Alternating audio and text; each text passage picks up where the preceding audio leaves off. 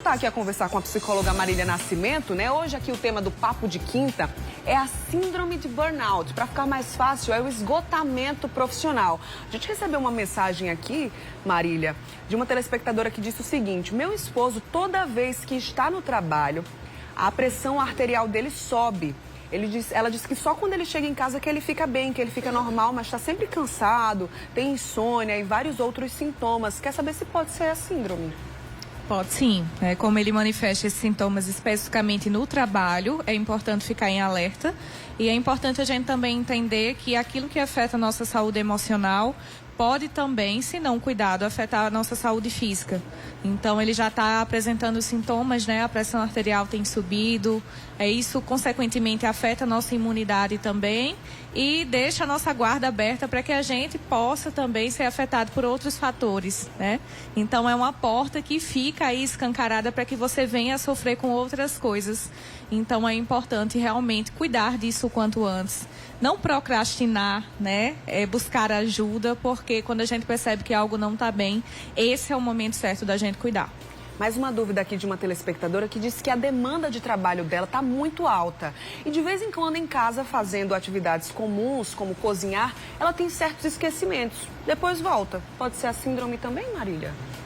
É importante identificar que a gente precisa avaliar um conjunto de fatores, mas quando a sobrecarga está aí, né, afetando a vida da pessoa, ela pode comprometer também a nossa memória, pode fazer com que os esquecimentos sejam mais comuns, com que você não consiga, né, lidar com aquela rotina que antes você lidava muito bem, pode fazer com que você demore mais a fazer aquilo que você fazia em menos tempo. Então são sinais que acendem esse alerta, mas a gente precisa considerar um conjunto para poder identificar se é a síndrome de burnout ou não. Ou não. Tem mais uma dúvida aqui de uma telespectadora que diz que sempre foi muito feliz na área onde ela trabalha, sempre foi muito feliz no trabalho, mas esse ano, com a alta carga, ela disse que vai assim como se fosse obrigada.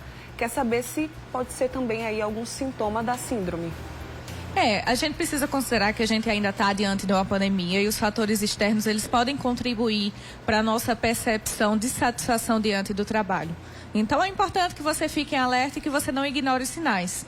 Mais importante do que o diagnóstico é você aprender a cuidar daquilo que está incomodando, independente do que seja. Então, a gente precisa, nesse primeiro momento, né, cuidar daquilo que está afetando a sua vida, para depois a gente se preocupar, procurar um profissional para então ter um diagnóstico mais preciso, específico para as suas necessidades. Trazendo aqui esses relatos, né, das nossas telespectadoras, é importante perceber que a síndrome ou esse esgotamento profissional, em qualquer nível que seja, né, Marília, ele traz impactos tanto na vida pessoal como na própria vida profissional também. Acende esse alerta a partir do momento em que essas duas versões aí, digamos, da vida, né, essas duas áreas da vida, elas começam a ter um tilt aí, pode ser assim que a gente pode falar? Exatamente. O esgotamento ele é decorrente da questão profissional, então os sintomas costumam aparecer com mais frequência quando a pessoa está no trabalho ou pensa em ir ao trabalho, em recomeçar o trabalho. Mas isso também pode afetar a vida da pessoa no aspecto, né, social. Aquela pessoa que quando não está trabalhando, ela só quer ficar dormindo, ela só quer ficar ali mais isolada. Pode afetar os relacionamentos, então aquela pessoa que traz um estresse do trabalho para casa, que está aí mais irritada, que está no limite mesmo. Então é um aspecto que começa no trabalho, mas ele não fica por lá. Então a pessoa consegue perceber que isso está tomando outras áreas da vida e a gente não pode deixar que isso aconteça. A gente tem que cuidar o quanto antes. Quando e onde buscar ajuda, se alguém está acompanhando aqui a nossa entrevista, o nosso bate-papo e percebeu, poxa, eu tenho alguns desses sintomas, preciso buscar ajuda. A partir de quando e também onde, Marília? Onde começar? A gente falou aqui de vários sintomas, né? Não só físicos como emocionais. Mas é importante dizer que você não precisa se enquadrar em todos. Mas ao menor sinal de alerta, você precisa buscar a ajuda de um psicólogo. E o psicólogo, entendendo a sua necessidade de uma intervenção medicamentosa, vai te indicar para um psiquiatra que vai poder te acompanhar de forma conjunta e cuidar daquilo que está incomodando. Mas é importante também que você tenha um diálogo aberto, que as empresas entendam a necessidade de olhar para a saúde do trabalhador, para a saúde mental que reflete em tantas áreas da nossa vida, né?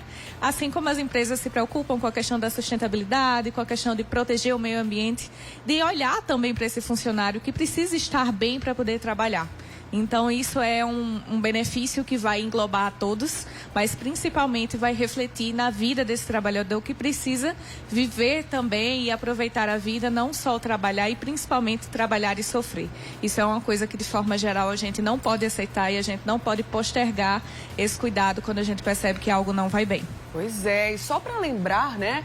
De acordo com a OMS, a partir de 2022, essa síndrome de burnout, ou esgotamento profissional, vai estar classificada entre as doenças do trabalho. Então, as empresas também vão voltar os olhares, né, que já deviam, mas vão voltar ainda mais os olhares para isso, porque quando esse funcionário está com a saúde mental e física comprometida, é ruim, óbvio, para esse ser humano, para esse indivíduo, mas perde a empresa também, né, Marília? Então, por isso que é importante todo mundo prestar atenção, que seja a partir de agora, mas que seja, né? Exatamente. Deixa de ser um problema isolado do trabalhador para ser algo que a empresa tem que se ocupar e realmente se preocupar verdadeiramente para que essa pessoa esteja bem.